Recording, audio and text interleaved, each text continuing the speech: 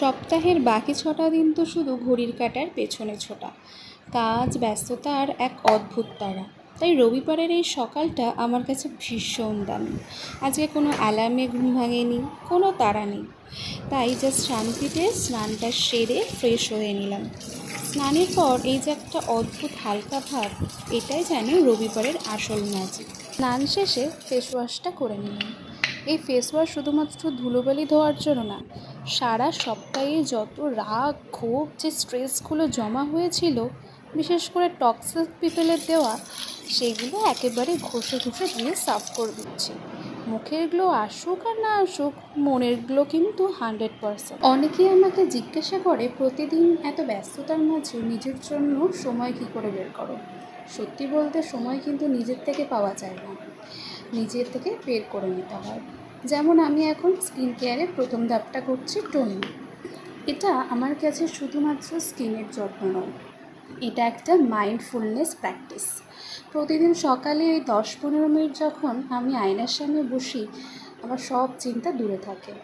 এবং এটা শুধুমাত্র আমার এবং আমার নিজের সময়। আর আমার মতে একটা সামারের খুব ভালো ময়শ্চারাইজার, আমি সেটা অ্যাপ্লাই করে নিই।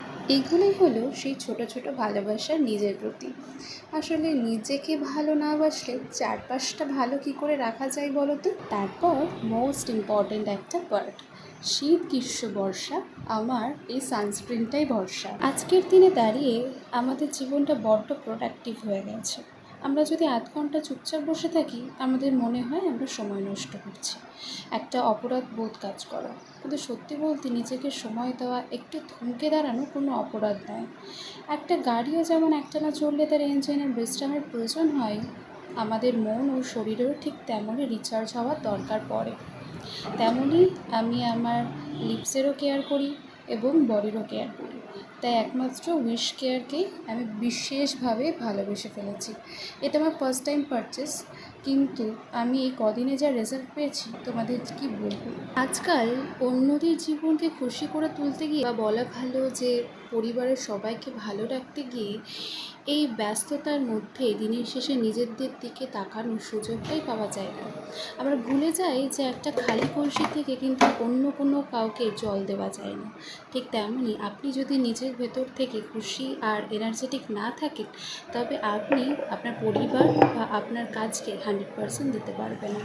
স্কিনকে হাইড্রেট দেখানোর জন্য আমরা ময়শ্চারাইজার ইউজ করে থাকি, সেমভাবেই ভেতর থেকে হাইড্রেট দেখানোর জন্য জল ভেরি ইম্পর্টেন্ট। সকালবেলায় খালি পেটে জল খাওয়াটা আমার বহু বছরের অভ্যেস, তাই না খেলে কেমন অস্বস্তি লাগে। এবার আমার ব্রেকফাস্ট করার পালা। শান্তিতে ব্রেকফাস্ট করি, আর আপনারাও জানিয়ে যান যে আপনাদের রবিবারের সকালটা ঠিক কেমন কেটেছে। হ্যাপি সানডে, ভালো থাকবেন, সুস্থ থাকবেন, আবার দেখা হবে।